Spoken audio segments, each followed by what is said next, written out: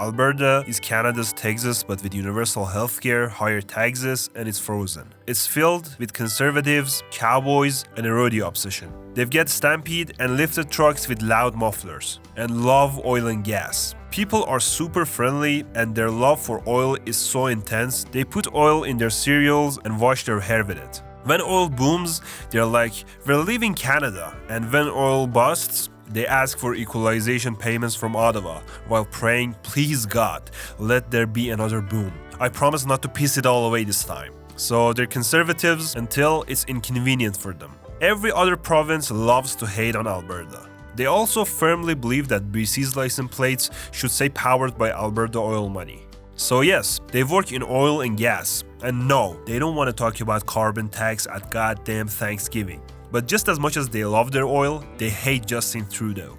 They hate the man so much, they'll vote against their own healthcare system if you tell them it was Trudeau's idea. You'll never meet someone who can simultaneously hate Trudeau and love their F-350 as much as an Albertan. And they blame Trudeau for everything. Pipelines, the federal carbon tax, the weather, hell, even him just existing. And believe that thanks to him, Alberta isn't its own country yet. Damn it, Trudeau! They'll act like minus 30 Celsius is just a little chilly and will refuse to wear proper jackets. And no, they don't shovel their driveways.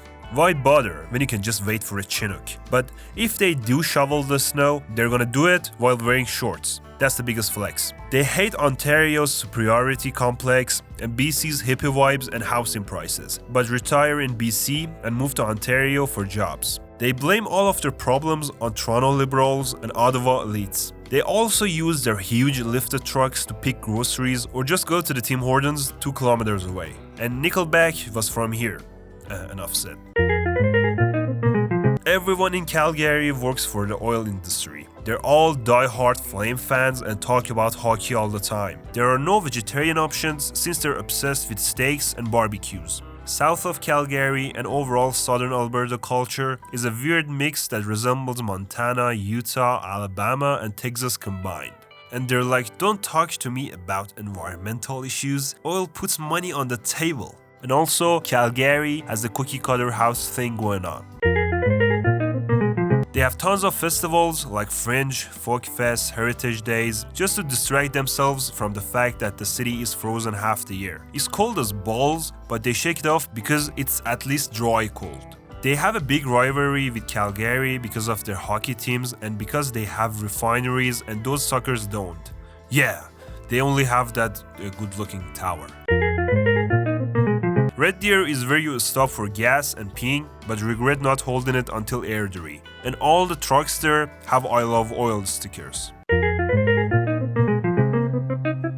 British Columbia is the ultimate showcase of Canada's breathtaking natural beauty and overpriced real estate. Actually, BC doesn't stand for British Columbia. It stands for Bring Cash, because everything is so expensive down there. Somehow, it's like Canada's Northern California. The main general stereotype about BC is that it's filled with hippie, yoga-loving, green-smoking vegans who wear flannels and love the outdoors, and also that they're laid-back, love the nature, and survive on avocado and bone broth. They only drink craft beer and wine, and all of them work in media and tech companies. But these main stereotypes apply mostly to the Lower Mainland, because there's a big difference in lifestyle and culture in Lower Mainland compared to the other parts of BC. People think BC used to be awesome, but when everyone moved there, it made it very diverse, so they're averaging out to everyone else's personality. Aside from that, back in the day, people were a lot more nice, but the housing crisis made everyone into a greedy and grumpy renter. Let's start with Vancouver, the crown jewel of BC. It's also known as the no fun city. So it's kind of a boring place. It rains all the time and the winters aren't that bad. Everyone drives a white Tesla Model 3 and in the West Vancouver, everyone's a rich yuppie who can't shut up about crypto while driving their G-Wagon. About the people, they're kind of friendly and not friendly at the same time. That being said, it's really hard to find friends there, since a lot of them are pretty flaky. So you have to stay home alone, without a friend, and think about how you're gonna pay the rent next month. Additionally, there are lots of hippies. P.S. If you call them a hipster and they say F you, they're indeed a hipster. And although there are lots of Starbucks and Tim Hortons there, they just prefer local coffee shops. And unfortunately, the city council seems to have a personal vendetta against anything that might make life enjoyable in Vancouver. Kelowna, or should I say Kelownafornia, has some really mean people and is filled with retired Albertans. It's a melting pot of super rich and extreme poverty. It doesn't have the best infrastructure and everyone in Kelowna isn't from there, so not much of a community. They drive so fast that speed signs are like minimum speed for them. There are lots of wineries and strip malls. It's a bit country and it's filled with big truck driving folks who say folks a lot. Up north, things get interesting. People there are much nicer, and there aren't many stereotypes about northern BC, mostly because the rest of the population doesn't even realize people actually live up there. When you tell someone you live in northern BC, they'll have 3 reactions. 1. Holy BC goes that far up? 2. It must be cold as balls up there. And 3. Oh, is that like near Kamloops? Yeah, but in my opinion, anything above Prince George is considered northern BC.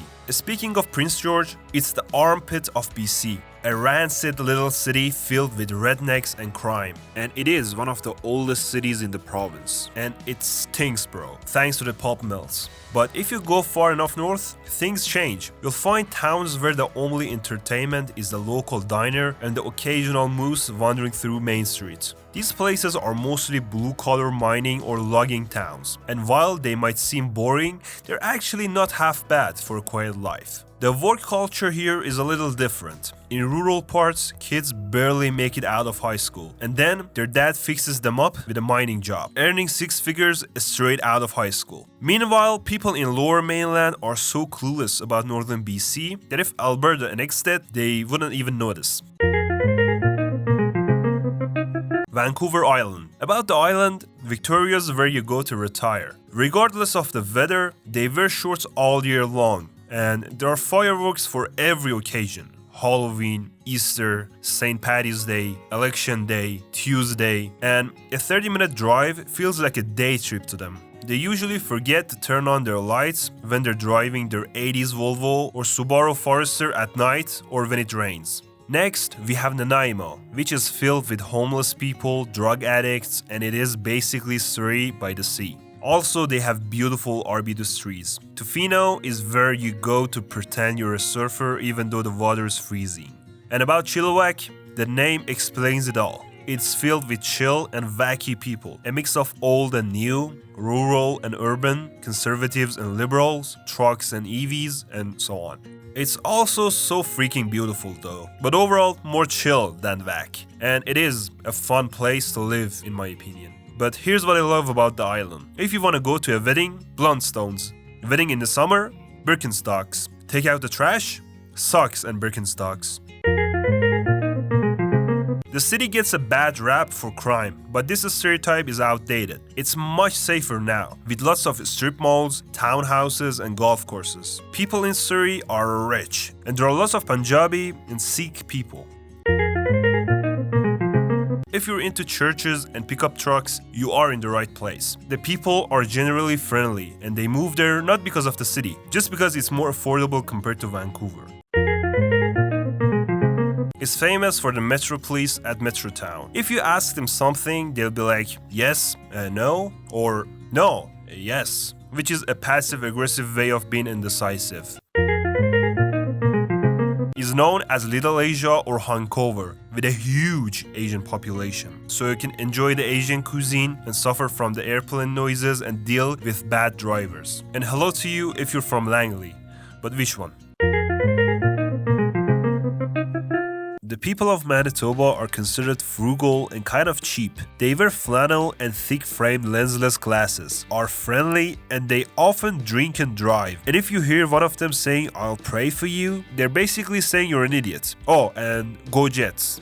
But they lose all the time. Manitoba is so damn cold in the winter. Give them -40, that's fine, but they don't do rain, because that's wet cold. It gets into your bones. Winter here lasts 10 months, and the other 2 just construction and mosquito season. Hence, giving this place the nickname of Winnipeg and Manitoba. And if you're visiting in the winter, locals will ask, if you're not from here, what the hell are you doing in Winnipeg? And I'm not done with the mosquito thing. Manitoba is the mosquito capital of the world. They even have a city named Komarno, which means mosquito infested in Ukrainian, with a giant mosquito statue. These people love drinking Slurpees even in the dead of winter. And even if you survive the cold and the mosquitoes, there are still lots of potholes. The North End and Thompson are crime-ridden. And auto theft is so common that locals leave the keys in the car as a community service. Winnipeg has the most great bands per capita, and Folklorama, the largest multicultural festival, is really just an excuse to drink Ukrainian beer and eat pierogies in a church basement. They also have Churchill, the polar bear capital of the world. Really strange capitals, Manitoba. Making friends in Manitoba is very hard, since everyone went to high school together, and the province is flat, isolated, and everyone knows each other. They have a rivalry with Saskatchewan to see which one is colder and is more forgettable for the rest of Canada. These people also roast their own province, but later defended fiercely. They're the only official bilingual province, so you have to speak 2 languages to work at McDonald's. They can understand you when you speak French and cannot understand you when you speak English. New Brunswick is beautiful with dense forests and long roads, but unfortunately, like a lot of Atlantic provinces, it is overlooked. For this and the following provinces, you're gonna hear these 2 statements a lot. 1. They're very friendly. 2. The healthcare is one of the worst in the country. It's like the province is stuck in the 1980s. Everyone in New Brunswick is either a LeBlanc, Therrien, and Thibodeau. You want a proof? Lisa LeBlanc. New Brunswick is where Nova Scotians take their kids for a weekend in the summer. So they feel like they went on a vacation. They see Magic Mountain and Magnetic Hill and then head back home and stop at a Masstown market on the way. As you may know, the Irving family owns everything there, and they're quite a powerful family. About the capital, Fredericton is a sleepy town and it is quite boring. The nature makes up for it, I guess. St. John smells because of the pulp mill, and the winters are like rain, snow, rain, snow, rain. And for the last part, here's a list of places with weird names. Cocaine, Cushibugback, Dingley Cooch, Ha Ha Cemetery, Raggedy Ass Falls, and the best one I actually cannot say. I don't want the video to get taken down, so just Google it. And it starts with N. They're the friendliest people of Canada, or any place on earth for that matter. They're also called Newfies. They're okay if you call them that as long as it's not derogatory. The capital is Fort McMurray. Sorry, St. John's. And the province is very scenic and beautiful. About the weather, it's either raining or it's foggy. Just like all northern provinces, these people are heavy drinkers. So much so that they call a six-pack a kid's pack. Just don't pick a fight with them while they're drunk. But if you do, make sure they have a bottle in their hands, because they don't want to spill the drink. Whether they're drunk or sober, they love to gossip about everything and everyone. But honestly, these people are having a lot of fun. Although the province itself is a mess and people in charge handle almost everything pretty bad. But that doesn't make them not love the rock. Also, Newfies have a great sense of humor and roast themselves all the time. What I personally love about them is their accent. They speak pretty fast, and "bye" at the end of a sentence could mean anything. Buddy, boy, sir, idiot, I will fight you, etc. About the food, they love potatoes, Teutons, and Jig's dinner. And they wash these down with a bottle of Pepsi. No Coca-Cola. They hate those guys. Also, I love their kitchen parties with all of their salty foods. It's awesome. And Newfoundland is also home to this adorable little creature. And they also have the famous screeching tradition.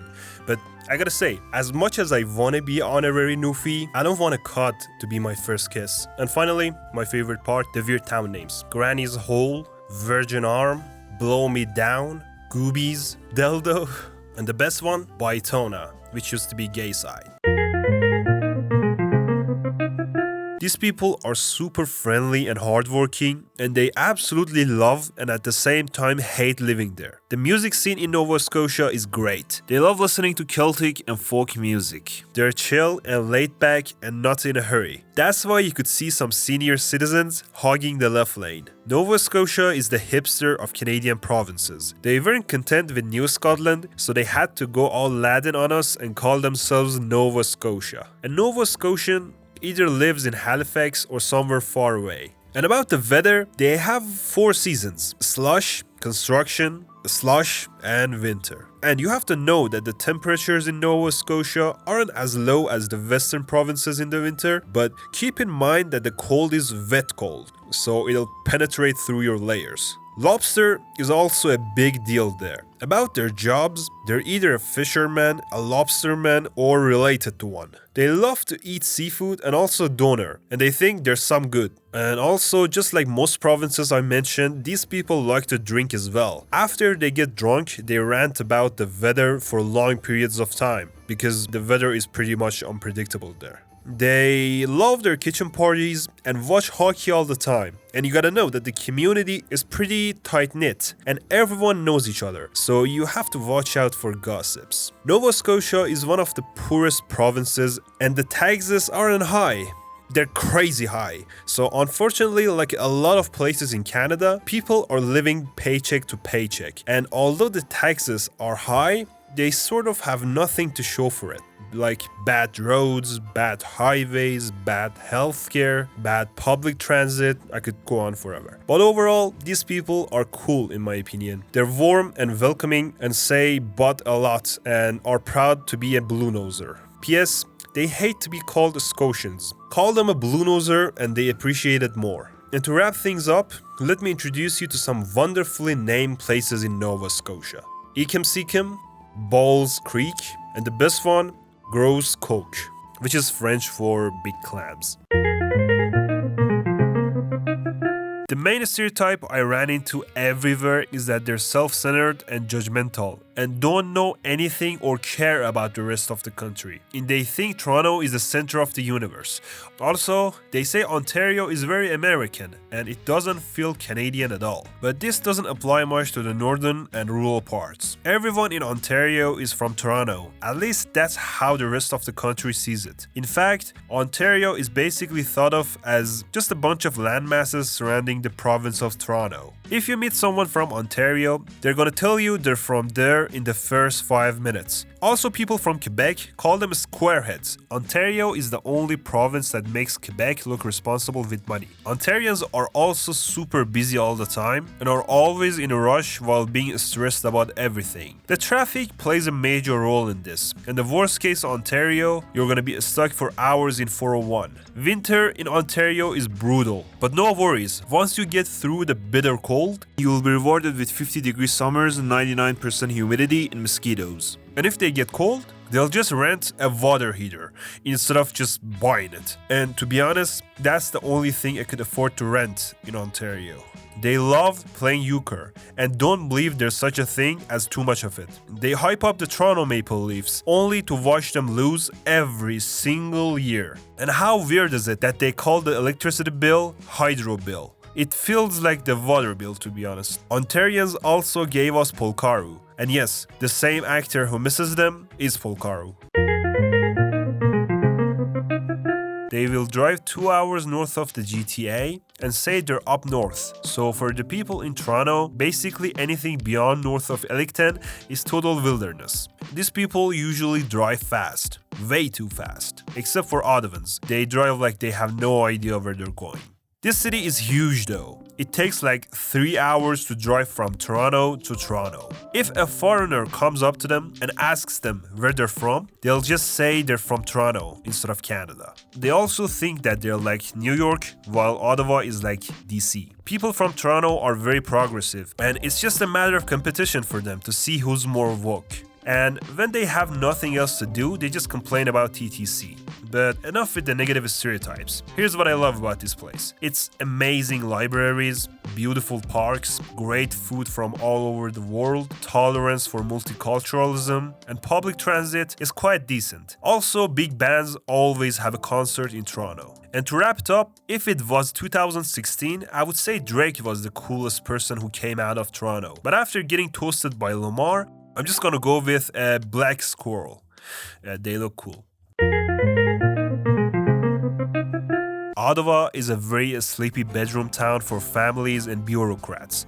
Everyone works for the feds and has security clearance. They wear white socks in their sandals, drive a minivan, and own a fanny pack for everyday life. Even with 1 million people, the whole place seems like a small town. It's sort of like Canada's largest small town. They have an uptight bureaucratic vibe in winter, but people switch to long t-shirts and flip-flops in the summer. The city is considered to be boring and is constantly compared to Toronto, Montreal, and Vancouver. There aren't many clubs for the partygoers, and on top of that, the whole city shuts down after 9 p.m. It's also famous for being the place where fun goes to die, so they always throw festivals to cover the silence. And they complain about public transit and are all supposed to be able to speak French, but they can just say bonjour and merci. For food, only 2 options. 1, a shawarma place. 2, the late Rideau Street McDonald's, which traumatized everyone. You can always spot people with backpacks and suits. What's the deal with that? And these people aren't in a hurry to go anywhere. They merge onto the highway at 60 km per hour and go 80 km per hour while on the highway. And note that they hate and avoid anyone with a red license plate. In Orleans, everyone is a white public servant with an English first name and a French last name or vice versa. When in Vanier, make sure to lock up your bike and remove valuables from your car. Just saying. A guy's girlfriend tells Sam to kiss her where it stinks, so he takes her to Hamilton. Everyone hates and complains about everything, and the steel mills are polluted and stinky. This place has wonderful waterfalls and great places for running and hiking. And the famous Borden Street is truly run down and simply terrible, with lots of potholes. And Hamilton is basically a place for people who can afford Toronto. You have to own a car in this city. They have beautiful forest trails, marsh trails, river trails, lots of trails. There are lots of immigrants, and Brampton has one of the highest car insurance rates in the country, so the drivers are amongst the worst. London, every time you have to Google it, you should include Ontario at the end, and the traffic is pretty bad. It's the smallest province in Canada, but it's still bigger than Rhode Island. Yay, Canada. People are wonderful and they love hockey. It's sort of the only province that lives under the shadow of New Brunswick though. And about the food, they love lobsters and also potatoes, and even have a potato museum. Anne of Green Gables is from this island, and honestly, the show was pretty awesome. I haven't been there myself, but from what I've seen in the show, the island looks absolutely stunning. And they have lots of tourists during the summer, but the island basically shuts down in the winter. I'd say they have bad drivers. They easily go 20 to 30 kilometers over the limit. And also, there's a lot of drunk driving going on there. And some drivers don't stop when you're at a crosswalk, so you might even get clipped. And also, they had this awesome rock at some point. It's gone now, unfortunately.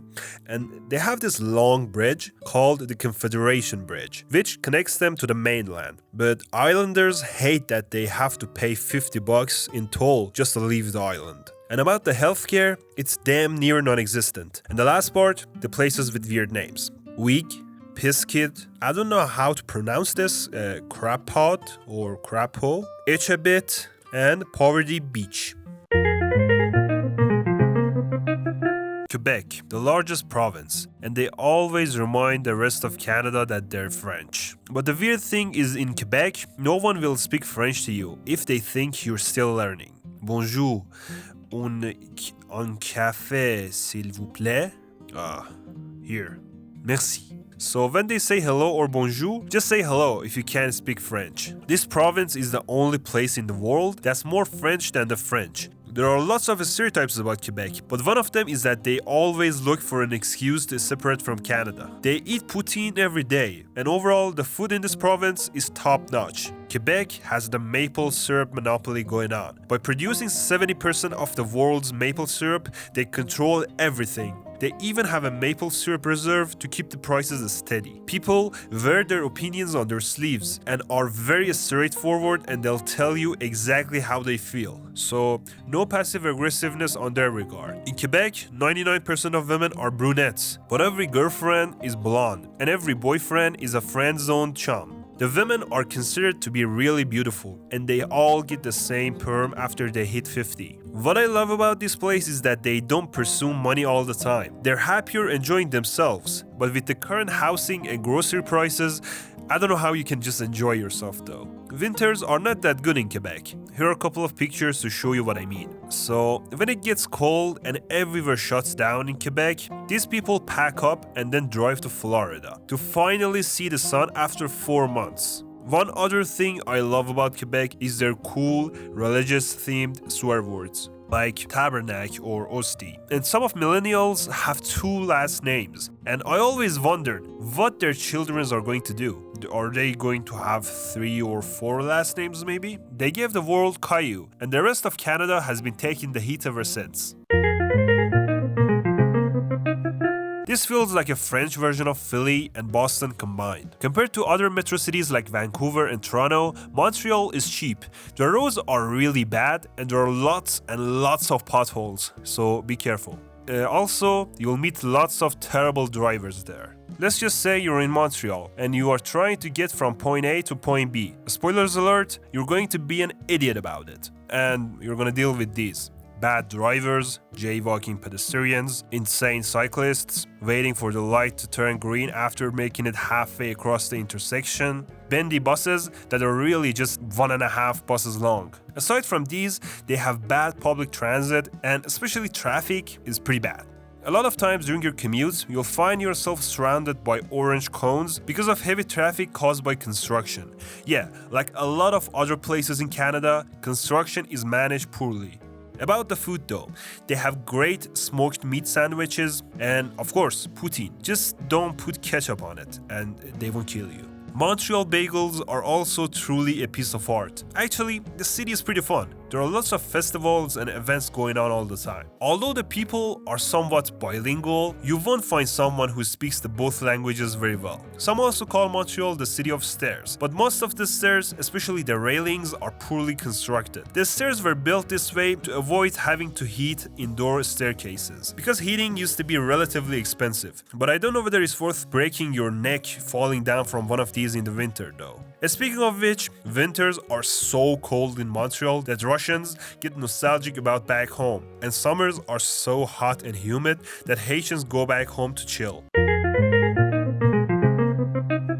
Quebec City is one of the oldest cities in North America. The city feels like you've stepped into somewhere in Europe. Seriously, it feels like the whole city was built in France and then teleported to Canada. But it's very clean and beautiful, especially during Christmas time. The city is not that cold. Winters are usually between -13 and -18 degrees. I just love Canada. Like -18 Celsius isn't even that bad for you guys. Well, we have to thank Alberta and Manitoba for raising the bar on what cold really means. Taxes in Quebec City are high, and I don't know, they love poutine. Saskatchewan is so flat, and the classic joke about it is that you could watch your dog run away for 3 days. 3 days later.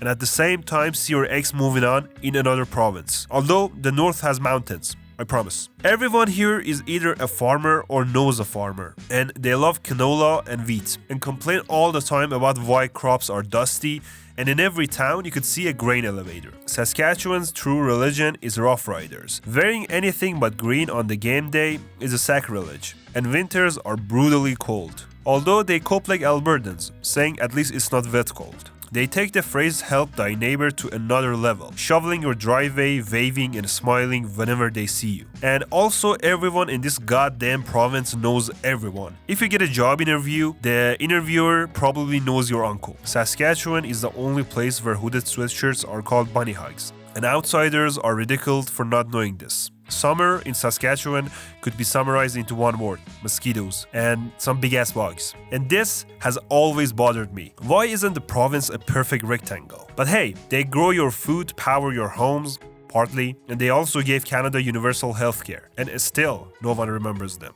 But at least Corner Gas was filmed there. Lacey was hot though. If you drive there, it means straight roads and zero turns. And the only curve you'll notice is the earth curvature. And interestingly enough, rural drivers salute each other with one finger. And if you ask them why the province is so windy, they'll say Manitoba sucks and Alberta blows. The name has been a punchline for 12-year-olds and outsiders for a long time. Also me. They envy Saskatoon for having a cooler nickname, and rivers, and better restaurants. Saskatoon is known to be the Paris of prairies. If only Paris had 37 bridges and lots of potholes. Saskatoon and Regina roast each other all the time, but they unite to hate on Alberta. It's peaceful and very beautiful, but living there isn't that easy, or rather isn't for everyone. If they want any serious medical and mental well-being services, or just to buy groceries in bulk, they have to go to Whitehorse. The only thing more terrifying than the dark blizzards in the winter is seeing the number of digits on your internet bill. But the summers are awesome. Take a look at this picture. It looks very peaceful, right? But one thing isn't shown in here, and that is the bugs. Like, they're big and terrifying, and there are a lot of them. So keep that in mind if you want to move there. Since there are not so many people in Whitehorse, dating is complicated. It's like you don't lose your ex, you simply lose your turn. Yellowknife people are very welcoming and friendly, and they all know each other. There, you're either a miner or work for the government. You can make good money, but you'll spend it all because everything is so goddamn expensive. Also, the rent is crazy high. There are plenty of outdoor activities and the nature is beautiful. And they also have the bug problem here. People drown themselves in booze, and drunk people with snowmobiles cause problems all the time. Some people like Northwest Territories. Others wanted nothing to do with the land. They wanted none of it. There are only like 12 people with access to internet. They have sleeping bags in their offices, so if the occasional blizzard happens while they're working, they could sleep in the office. The winters are pitch black and bitter cold, and during summer they get like 20 hours of daylight. In Nunavut, liquor costs an arm and a leg, but somehow everyone seems to manage to slip into alcoholism. People either hate or love living there. I used to pronounce this province none of it, so here are some jokes. You've heard about good infrastructure and easy access, right? Well, they're having none of it. Okay, I like this joke so much. Here's another one. It was named Nunavut because that's how much land the federal government told the Inuit they could have to settle land claims.